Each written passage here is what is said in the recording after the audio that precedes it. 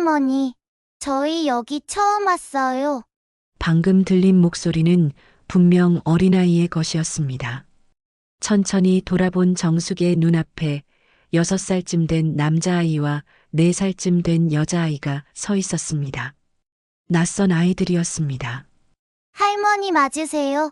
저희 아빠가 여기 계시는 분이 할머니라고 했어요. 남자아이가 떨리는 손으로 낡은 쪽지를 내밀었습니다. 정숙은 그 쪽지를 받아들었고 익숙한 필체를 본 순간 온몸이 얼어붙었습니다. 3년 전 세상을 떠난 아들, 준혁의 글씨였습니다. 엄마, 미안해요. 이 아이들을 부탁해요. 사랑합니다. 단 한 줄이었지만 정숙의 세상은 그 순간 무너져 내렸습니다. 손주가 있었다는 사실을, 아들이 숨겨야 했던 이유를 정숙은 아무것도 몰랐습니다. 아빠가 돌아가시기 전에 할머니를 꼭 찾아가라고 했어요. 근데 엄마가 아파서 이제야 왔어요. 여자아이가 작은 목소리로 말했습니다. 정숙은 무릎이 꺾이는 것 같았습니다. 아들의 묘비 앞에 선 두 아이의 모습이 너무나 작고 연약해 보였습니다. 도대체 우리 준혁이에게 무슨 일이 있었던 걸까요? 정숙은 떨리는 손으로 아이들의 어깨를 감싸 안았습니다. 아들이 남긴 마지막 부탁을, 이제는 알아야 할 진실을 정숙은 마주할 준비를 하기 시작했습니다. 이야기가 궁금하시다면 구독과 좋아요를 부탁드려도 될까요? 그리고 지금 이 이야기를 어디에서 듣고 계신지 알려주세요. 여러분이 계신 그곳에 좋은 일과 따뜻한 행운이 가득하기를 기도하겠습니다. 정숙은 아이들의 작은 손을 잡고 묘지를 나섰습니다. 차 안은 침묵으로 가득했습니다. 100m 너머로 보이는 두 아이는 서로의 손을 꼭 잡은 채 창밖만 바라보고 있었습니다. 집에 도착했을 때는 이미 해가 기울고 있었습니다. 정숙은 오랜만에 불을 켠 작은 방을 바라봤습니다. 준혁이 대학 졸업 후 독립하면서 비워둔 방이었습니다. 3년 동안 손도 대지 않았던 그 방에 이제 낯선 손주들이 들어가게 되었습니다. 여기서 자면 돼. 좁지만 괜찮겠니? 정숙의 목소리는 떨렸습니다. 남자아이가 고개를 끄덕이며 낡은 가방을 내려놓았습니다. 가방에서 옷가지 몇 벌과 함께 낡은 동화책 한 권이 나왔습니다. 표지가 달아 제목도 잘 보이지 않는 책이었습니다. 아빠가 매일 읽어줬어요. 이거. 남자아이가 책을 꼭 껴안았습니다. 정숙은 가슴이 미어지는 것 같았습니다. 준혁이 이 아이들에게 동화책을 읽어주던 모습을 정숙은 한 번도 본 적이 없었습니다. 저녁 식사 시간이었습니다. 정숙은 서둘러 된장찌개를 끓이고 밥을 지었습니다. 평소라면 혼자 먹는 밥이었지만 오늘은 달랐습니다. 작은 식탁에 세 사람이 마주 앉았습니다. 많이 먹어. 배고팠지? 정숙이 말했지만 아이들은 숟가락을 들기만 할 뿐 좀처럼 입으로 가져가지 못했습니다. 여자아이가 조심스럽게 입을 열었습니다. 할머니는 우리 안 키워요? 엄마가 그랬어요. 할머니 찾아가면 같이 살 수 있을 거라고. 그 한마디에 정숙의 손이 멈췄습니다. 아이들의 엄마는 대체 어디 있는 걸까요? 왜 아이들만 보낸 걸까요? 정숙은 묻고 싶은 게 너무 많았지만 아이들 앞에서 차마 입을 열 수가 없었습니다. 그런 소리 하지 마. 할머니가 키울 거야. 너희 아빠가 부탁한 건데. 정숙은 애써 웃으며 말했습니다. 하지만 가슴속은 혼란으로 가득했습니다. 준혁은 왜 이 아이들의 존재를 숨겼을까요? 결혼은 했던 걸까요? 아이들 엄마는 누구일까요? 밤이 깊어졌습니다. 아이들을 재운 뒤 정숙은 거실에 홀로 앉아 그 낡은 쪽지를 다시 펼쳐봤습니다. 이 아이들을 부탁해요. 준혁의 필체는 평소와 달리 흔들리고 있었습니다. 마치 무언가에 쫓기듯 급하게 쓴 글씨였습니다. 정숙은 서랍 깊숙한 곳에서 준혁의 사진을 꺼냈습니다. 대학 졸업식 날 찍은 사진이었습니다. 활짝 웃고 있는 아들의 모습이 오늘 본 두 아이의 얼굴과 겹쳤습니다. 특히 남자아이의 눈매는 준혁과 똑 닮아 있었습니다. 핸드폰을 집어든 정숙은 오랜만에 준혁의 친구 번호를 찾았습니다. 재민. 준혁과 고등학교 때부터 친했던 친구였습니다. 혹시 재민이라면 뭔가 알고 있을까요? 전화를 걸려다 말고 정숙은 다시 핸드폰을 내려놓았습니다. 밤이 너무 깊었습니다. 내일 아침에 연락하는 게 나을 것 같았습니다. 아이들이 자고 있는 방에서 작은 소리가 들렸습니다. 문을 살짝 열어본 정숙의 눈에 눈물이 고였습니다. 두 아이는 서로를 꼭 껴안은 채 잠들어 있었습니다. 여자아이의 뺨에는 눈물 자국이 선명했습니다. 정숙은 조용히 문을 닫고 거실로 돌아왔습니다. 가슴속에는 복잡한 감정이 소용돌이쳤습니다. 원망과 그리움, 슬픔과 혼란이 뒤섞였습니다. 우리 준혁아, 너는 엄마한테 왜 이런 비밀을 남긴 거니? 정숙은 긴 밤을 홀로 지새웠습니다. 내일이면 뭔가 알 수 있을 거라는 희망과 함께 알고 싶지 않은 진실이 있을지도 모른다는 두려움도 함께 아는 채 다음 날 아침 정숙은 아이들에게 아침밥을 먹인 뒤 재민에게 전화를 걸었습니다. 전화를 받은 재민의 목소리는 놀라움으로 가득했습니다. 형님? 형님 맞으시죠? 그동안 연락이 없으셔서. 재민아, 너 지금 어디니? 꼭 만나야 할 것 같구나. 정숙의 목소리는 떨렸지만 단호했습니다. 재민은 잠시 망설이다가 강남에 있는 자신의 사무실 주소를 알려줬습니다. 정숙은 아이들을 이웃집 아주머니에게 잠시 맡기고 집을 나섰습니다. 지하철을 2번이나 갈아타고 도착한 곳은 높은 빌딩이 즐비한 강남 한복판이었습니다. 정숙은 평생 이런 곳에 올 일이 거의 없었습니다. 유리로 된 높은 건물들 사이를 걸으며 정숙은 문득 아들이 이곳에서 일했다는 사실을 떠올렸습니다. 재민의 사무실은 15층에 있었습니다. 엘리베이터 문이 열리자 깔끔한 복도와 유리문 너머로 보이는 현대적인 사무 공간이 펼쳐졌습니다. 정숙은 이 낯선 세계가 아들이 살았던 곳이었다는 사실에 가슴이 먹먹해졌습니다. 형님, 이쪽으로 오세요. 재민이 정숙을 작은 회의실로 안내했습니다. 창밖으로 보이는 서울 시내의 풍경은 광활했습니다. 재민은 조심스럽게 입을 열었습니다. 형님, 갑자기 연락을 주셔서 혹시 무슨 일이라도? 재민아, 우리 준혁이한테 아이들이 있었니? 정숙의 질문에 재민의 얼굴이 굳어졌습니다.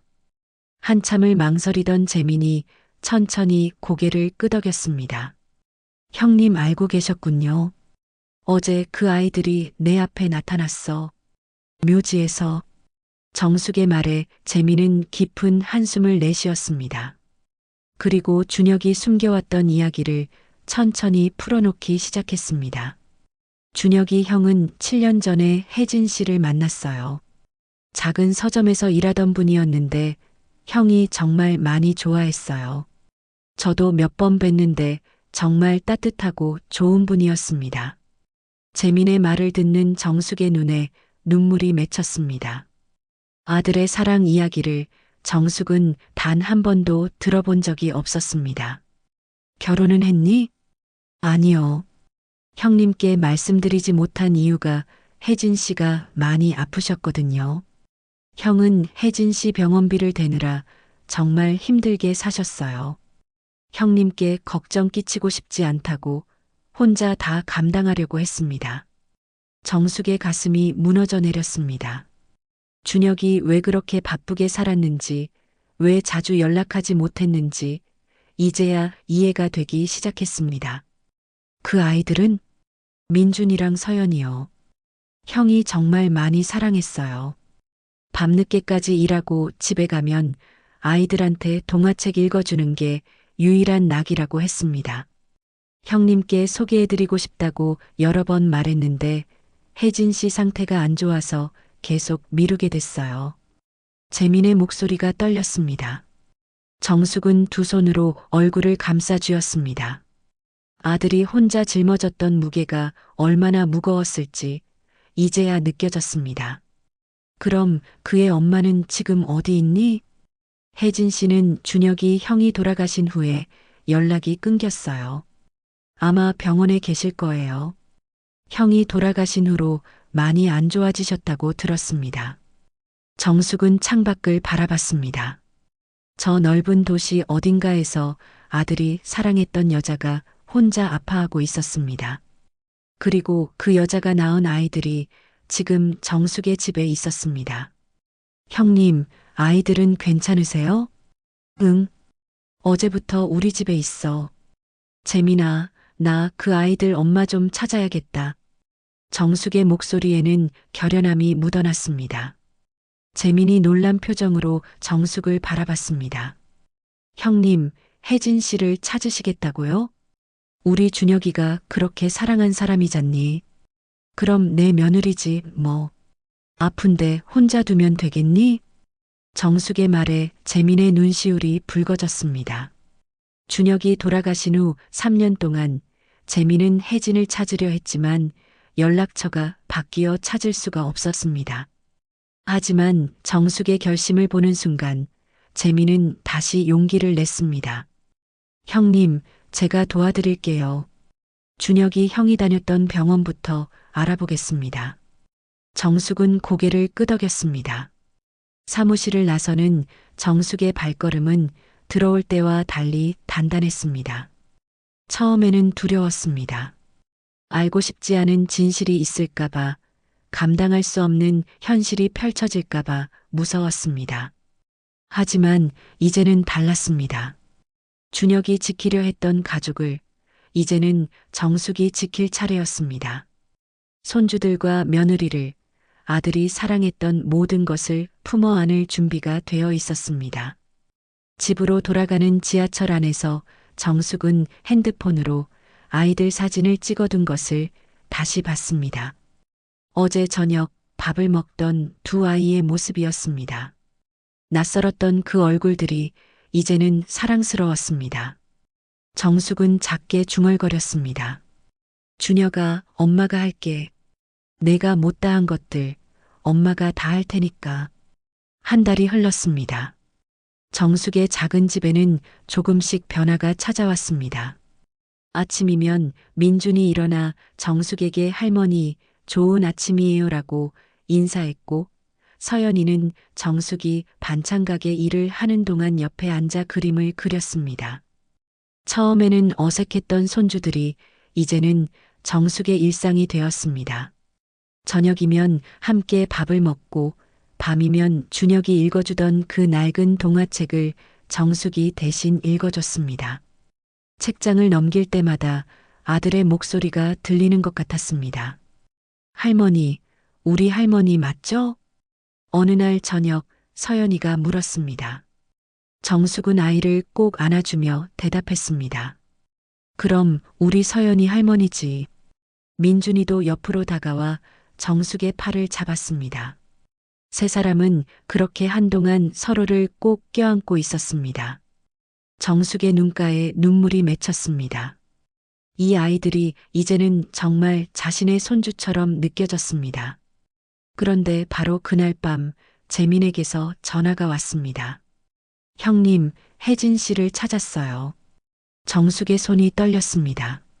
한 달 동안 재민은 준혁이 다녔던 병원들을 하나하나 찾아다녔고 마침내 혜진의 소재를 알아냈습니다. 서울 외곽의 작은 요양병원이었습니다. 상태가 어떻다고 하니? 많이 안 좋으시대요. 형님, 내일 제가 모시고 갈까요? 정숙은 잠시 망설였습니다. 만나고 싶었지만 동시에 두려웠습니다. 아들을 빼앗아간 여자라는 원망과 아들이 사랑했던 사람이라는 연민이 뒤섞였습니다.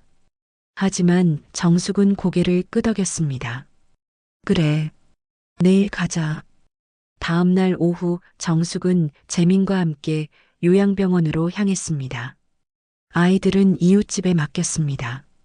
차창 밖으로 스쳐 지나가는 풍경을 바라보며 정숙은 마음을 가다듬었습니다. 병원은 한적한 곳에 자리 잡고 있었습니다.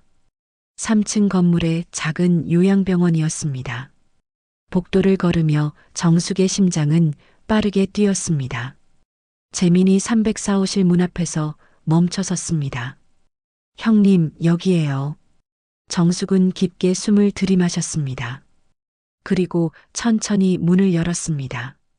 창가에 야윈 여자가 앉아 있었습니다. 혜진이었습니다. 정숙이 상상했던 것보다 훨씬 더 수척한 모습이었습니다. 한때는 아름다웠을 얼굴에는 병색이 가득했고 긴 머리는 거의 다 빠져 있었습니다.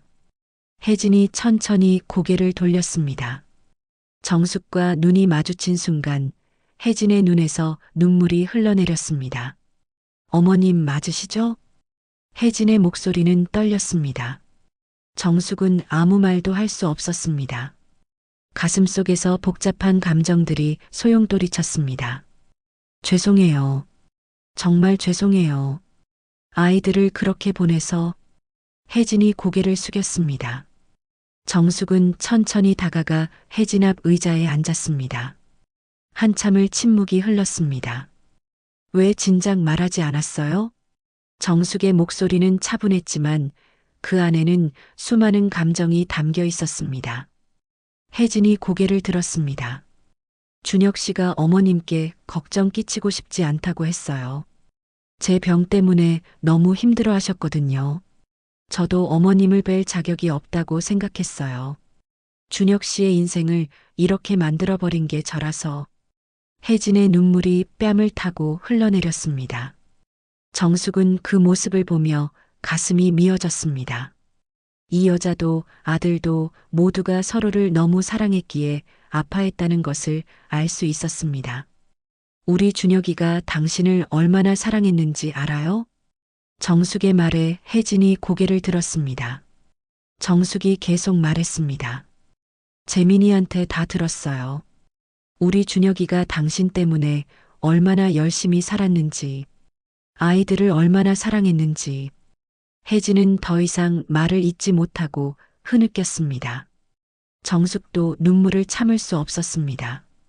두 여자는 준혁이라는 한 사람을 사랑했고 그를 잃은 슬픔 속에서 서로를 마주하고 있었습니다. 아이들은 잘 있어요? 혜진이 떨리는 목소리로 물었습니다. 정숙이 고개를 끄덕였습니다. 잘 있어요. 민준이는 아빠 닮아서 의젓하고 서연이는 밝아요. 당신 닮은 것 같더라고.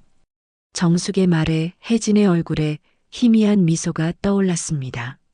하지만 그 미소는 곧 슬픔으로 바뀌었습니다. 어머님, 제가 부탁드려도 될까요? 제가 얼마 남지 않았거든요. 아이들을 부탁드려도 될까요? 혜진의 말에 정숙의 가슴이 무너졌습니다. 정숙은 혜진의 앙상한 손을 잡았습니다. 차가웠습니다. 당신도 같이 가요. 정숙의 말에 혜진이 놀란 눈으로 정숙을 바라봤습니다. 어머님, 우리 준혁이가 지키려고 했던 가족이잖아요. 혼자 여기서 이러고 있으면 안 돼요. 아이들도 엄마가 필요하고. 정숙의 목소리는 단호했습니다. 혜진은 고개를 저었습니다. 안 돼요. 저 같은 사람이 어머님께 패가 아니에요. 우리 준혁이가 사랑한 사람이니까 내 딸이에요. 이제 혼자 아파하지 마요. 정숙의 말에 혜진은 더 이상 참지 못하고 정숙의 손을 잡고 울음을 터뜨렸습니다. 정숙도 혜진을 꼭 안아주었습니다. 두 여자의 눈물은 준혁을 향한 그리움이었고 서로를 향한 용서였습니다. 재민은 문 밖에서 그 장면을 바라보며 조용히 눈물을 닦았습니다.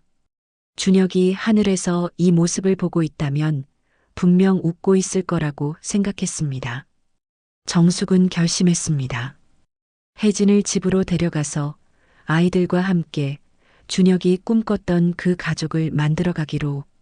비록 준혁은 없지만 그가 남긴 사랑만큼은 지켜내기로. 일주일 후 정숙은 혜진을 퇴원시켜 집으로 데려왔습니다. 의사는 만류했지만 정숙의 결심은 확고했습니다.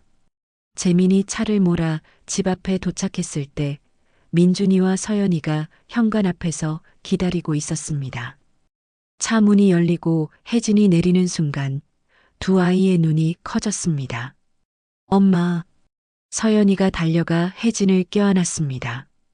민준이도 눈물을 흘리며 엄마의 손을 잡았습니다. 혜진은 무릎을 꿇고 두 아이를 품에 안았습니다. 미안해. 엄마가 미안해. 혜진의 목소리는 떨렸습니다. 정숙은 그 모습을 보며 가슴이 뭉클했습니다. 이것이 가족이구나 하는 생각이 들었습니다. 혜진을 위해 정숙은 작은 안방을 내줬습니다.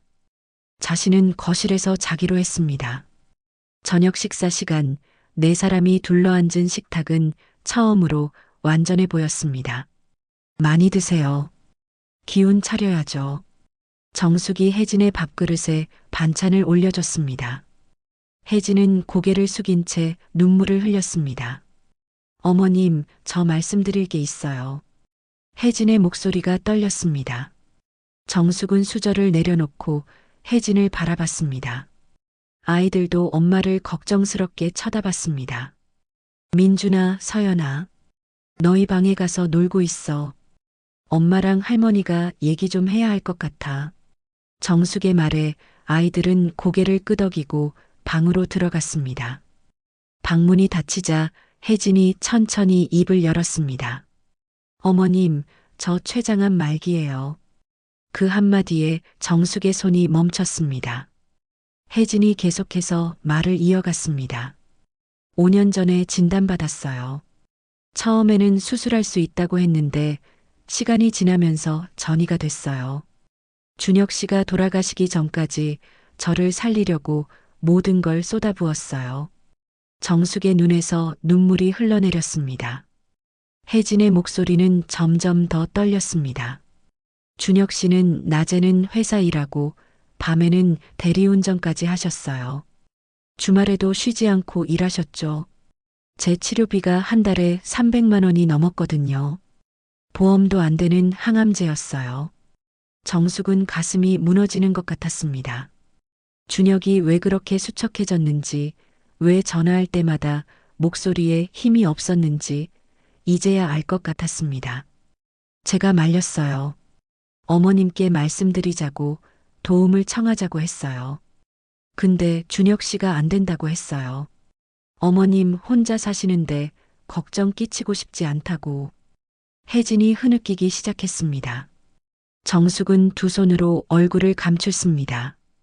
그날도 준혁 씨는 대리운전 일을 마치고 집으로 오는 길이었어요. 새벽 4시였어요. 졸음운전하는 차가 갑자기 끼어들었고, 그만해요. 정숙이 떨리는 목소리로 말했습니다. 하지만 혜진은 계속했습니다. 이 말을 꼭 해야 한다는 듯이. 준혁 씨는 병원에 실려가면서도 제 걱정만 하셨어요. 제 손을 잡고 혜진아, 미안해. 조금만 더 버텨. 내가 꼭 널 살릴게라고 하셨어요. 그게 마지막이었어요. 정숙은 더 이상 참을 수 없었습니다. 테이블에 엎드려 소리내어 울었습니다. 준혁이 얼마나 힘들었을지, 얼마나 외로웠을지 생각만 해도 가슴이 찢어질 것 같았습니다. 우리 아들이 우리 준혁이가. 정숙의 울음소리에 방 안에 있던 아이들도 문을 살짝 열고 밖을 내다봤습니다. 민준이 조용히 나와서 할머니의 등을 쓰다듬었습니다. 할머니, 울지 마세요. 민준의 작은 손길에 정숙은 아이를 끌어안았습니다. 혜진도 일어나 정숙 곁으로 다가왔습니다. 어머님, 정말 죄송해요. 제가 준혁 씨를 이렇게 만들었어요. 제가 아프지만 않았다면. 아니에요. 정숙이 혜진의 손을 잡았습니다. 눈물로 범벅이 된 얼굴로 혜진을 바라봤습니다. 우리 준혁이가 선택한 거예요. 사랑하는 사람을 지키려고 선택한 거라고요. 당신 잘못이 아니에요. 정숙의 말에 혜진은 정숙의 품에 안겨 울었습니다. 두 여자는 서로를 껴안고 한참을 울었습니다. 준혁을 향한 그리움과 미안함, 그리고 사랑이 눈물로 흘러내렸습니다.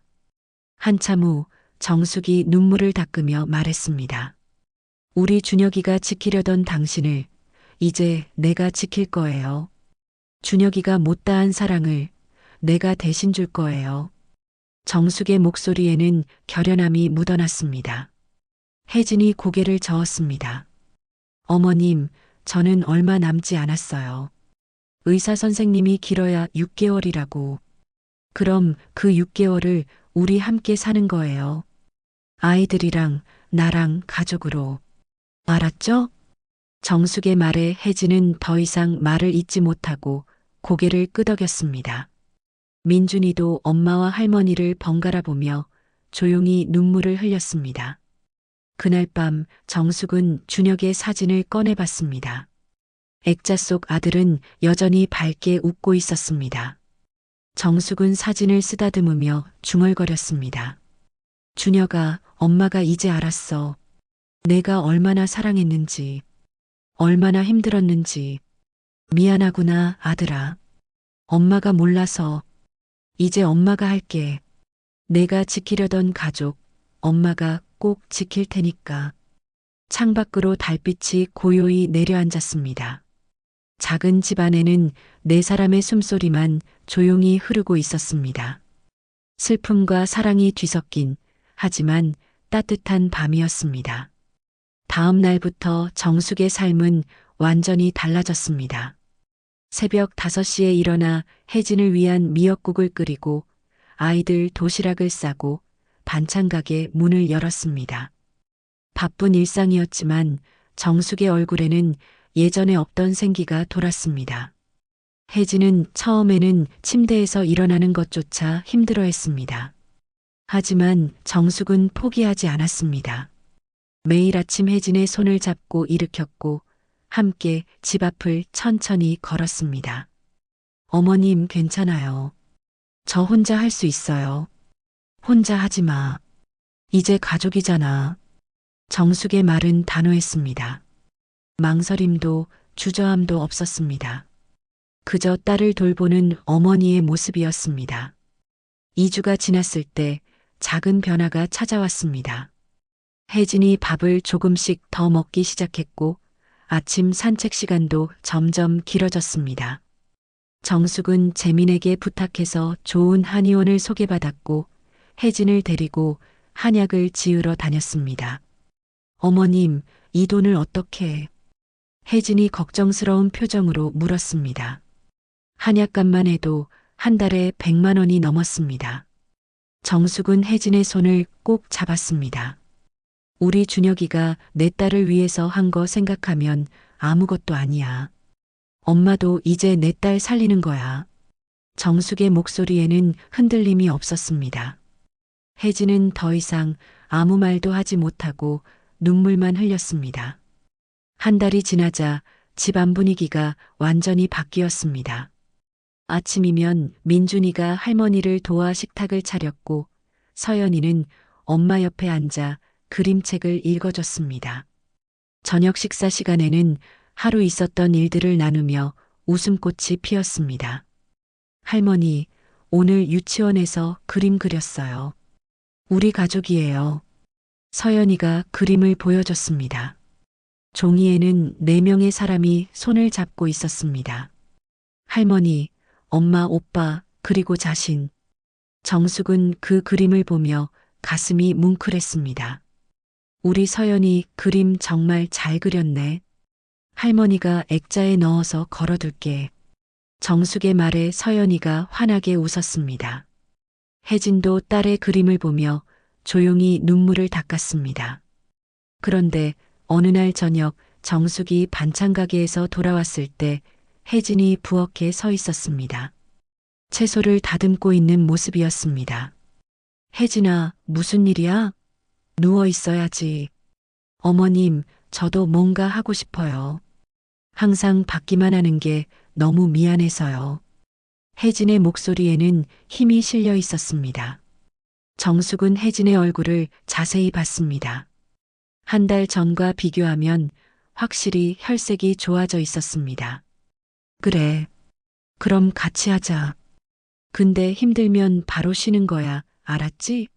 네, 어머님. 그날부터 혜진은 정숙과 함께 저녁을 준비했습니다. 처음에는 채소 다듬는 것만 했지만 점점 더 많은 것을 할 수 있게 되었습니다. 정숙은 그 모습을 보며 마음이 놓였습니다. 혜진이 조금씩 회복되고 있다는 증거였습니다. 2달이 지났을 때 재민이 집을 찾아왔습니다. 손에는 큰 과일 바구니를 들고 있었습니다.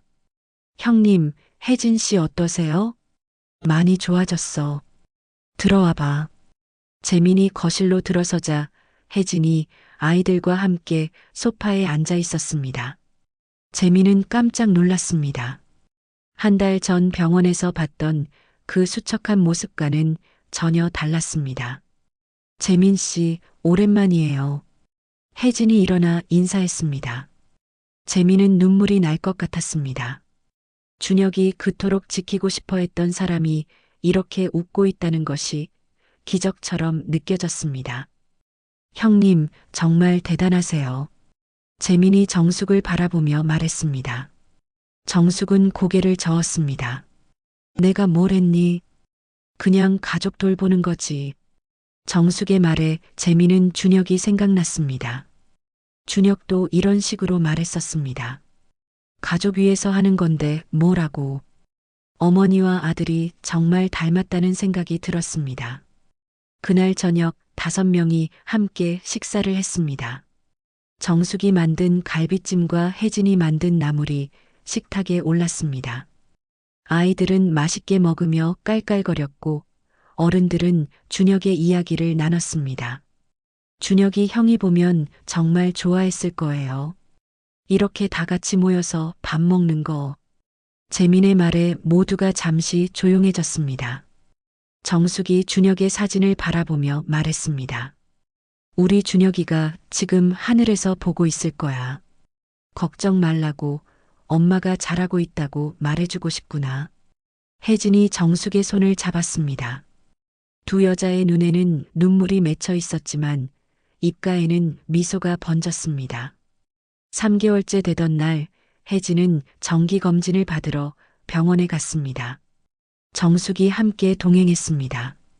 검사 결과를 기다리는 시간은 길고 불안했습니다. 혜진 씨 보호자분 계세요? 의사가 진료실 문을 열며 불렀습니다. 정숙과 혜진이 함께 들어갔습니다.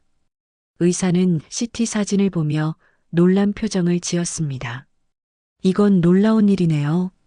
종양 크기가 눈에 띄게 줄어들었어요. 의사의 말에 혜진과 정숙은 서로를 바라봤습니다. 믿을 수 없다는 표정이었습니다. 3개월 전과 비교하면 거의 30% 정도 줄었습니다. 이 정도면 항암 치료를 다시 시작해 볼 만합니다. 물론 완치를 장담할 수는 없지만 희망적이에요. 병원 밖으로 나온 2 사람은 서로를 꼭 껴안았습니다. 지나가던 사람들이 쳐다봤지만 신경 쓰지 않았습니다. 그저 기뻤습니다. 어머님, 저 살 수 있을까요? 혜진의 떨리는 목소리에 정숙이 대답했습니다. 당연하지. 우리 아이들 엄마 해야지. 나랑 오래오래 같이 살아야지. 2 여자는 손을 잡고 집으로 향했습니다. 집에 도착하자 민준이와 서연이가 달려나왔습니다. 엄마, 병원에서 뭐래요? 엄마가 좋아지고 있대. 선생님이 그러셨어. 혜진의 말에 아이들이 환호했습니다. 4 사람은 거실에서 서로를 껴안고 한참을 웃고 울었습니다. 그날 밤 정숙은 준혁의 사진 앞에 앉았습니다. 사진 속 아들은 여전히 환하게 웃고 있었습니다. 준혁아, 봤지? 내 혜진이 좋아지고 있어. 우리 손주들도 밝게 웃고 있고 엄마가 잘하고 있지? 내가 지키려던 가족, 엄마가 꼭 지킬게. 약속할게.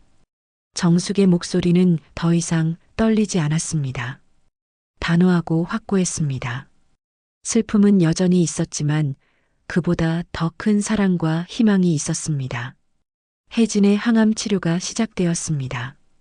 일주일에 2번 정숙은 혜진을 데리고 병원에 갔습니다. 반찬 가게 문을 일찍 닫고 혜진의 손을 꼭 잡고 병원 복도를 걸었습니다.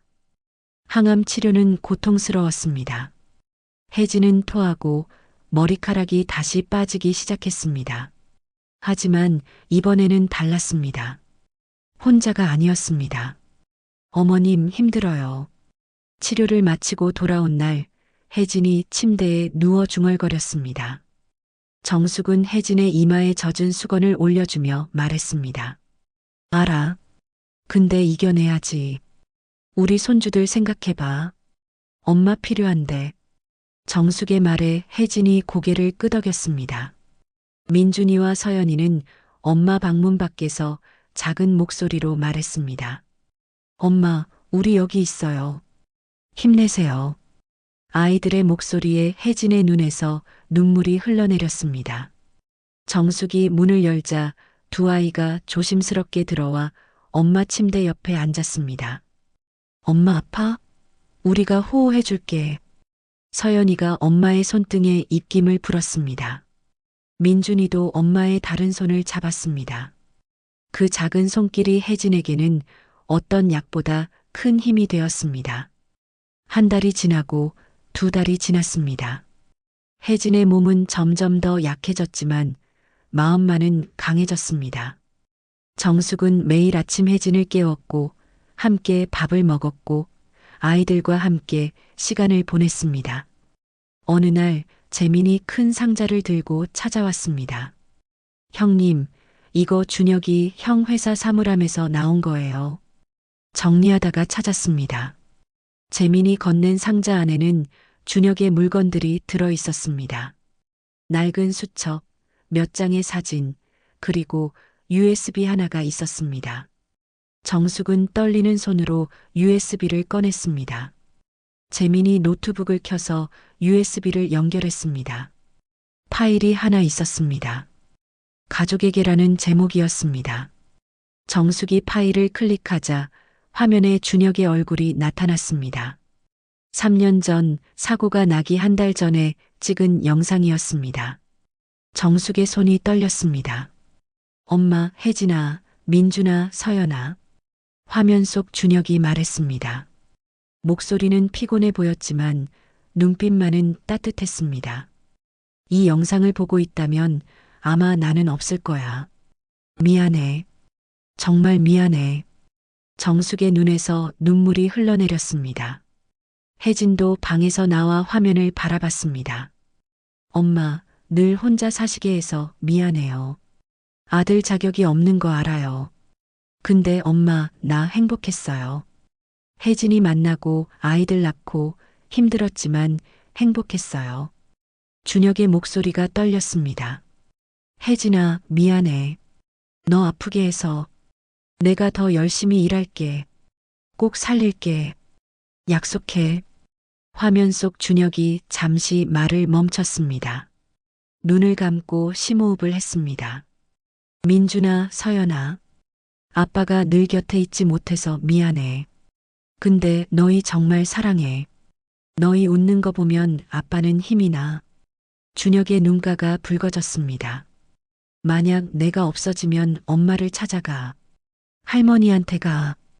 할머니는 세상에서 제일 따뜻한 사람이야. 할머니가 너희 잘 돌봐주실 거야. 정숙은 화면을 보며 소리내어 울었습니다. 혜진도 바닥에 주저앉아 흐느꼈습니다. 그리고 혜진아, 엄마한테 가. 엄마는 처음에는 놀라실 거야. 근데 엄마는 너를 받아주실 거야. 내가 아는 우리 엄마는 그런 사람이거든. 화면 속 준혁이 카메라를 향해 미소를 지었습니다. 눈물이 가득한 미소였습니다. 엄마 사랑해요. 세상에서 제일 좋은 엄마 낳아줘서 고마워요. 혜진아 사랑해. 아파하지 마. 민준아, 서연아, 아빠가 항상 하늘에서 지켜볼게. 모두 사랑해. 영상이 끝났습니다. 거실은 울음소리로 가득 찼습니다. 정숙과 혜진, 재민까지 모두가 눈물을 흘렸습니다. 한참 후 정숙이 눈물을 닦으며 일어났습니다. 혜진의 손을 잡았습니다. 맞지? 우리 준혁이가 뭐라고 했어? 엄마한테 가라고. 우리가 가족이 되라고. 혜진이 고개를 끄덕였습니다. 정숙은 혜진을 꼭 안아주었습니다. 그러니까 이제 포기하지 마. 살아야 해. 준혁이가 그렇게 지키려고 했던 내 목숨이야. 꼭 살아야 해. 그날 밤, 네 사람은 준혁의 사진 앞에 둘러앉았습니다. 정숙이 아이들에게 말했습니다. 너희 아빠는 정말 훌륭한 사람이었어. 사랑하는 사람들을 위해서 모든 걸 바친 사람이야. 민준이가 물었습니다. 할머니, 아빠 지금 어디 있어요? 하늘에 있지. 우리 다 지켜보고 계실 거야. 아빠한테 말할 수 있어요? 정숙이 고개를 끄덕였습니다. 민준이가 사진을 향해 말했습니다. 아빠, 우리 할머니랑 잘 살고 있어요. 엄마도 조금씩 좋아지고 있고요. 걱정 마세요. 서연이도 사진에 대고 말했습니다. 아빠, 보고 싶어요. 근데 괜찮아요. 할머니가 우리 잘 돌봐주세요. 혜진이 아이들을 껴안았습니다. 정숙도 세 사람을 품에 안았습니다. 준혁은 없었지만 그의 사랑은 이 가족을 단단하게 묶어주고 있었습니다. 6개월이 지났습니다. 혜진의 몸에 기적이 일어났습니다. 정기검진 결과 종양이 거의 사라졌습니다. 의사도 믿을 수 없다는 표정을 지었습니다. 이런 경우는 정말 드뭅니다. 환자분의 의지와 주변 분들의 사랑이 만든 기적이에요. 병원에서 나오는 길, 혜진이 정숙의 손을 꼭 잡았습니다. 어머님, 제가 살았어요. 정말로 살았어요. 그럼 당연하지. 우리 딸 이제 오래오래 살아야지. 두 여자는 서로를 껴안고 한참을 울었습니다. 기쁨의 눈물이었습니다. 집으로 돌아오는 길, 정숙은 하늘을 올려다봤습니다. 푸른 하늘 위로 하얀 구름이 떠다니고 있었습니다. 준혁아, 봤지? 엄마가 해냈어. 내가 지키려던 가족, 엄마가 지켰어. 이제 편히 쉬렴. 고생 많았다, 우리 아들. 정숙의 목소리는 따뜻했습니다.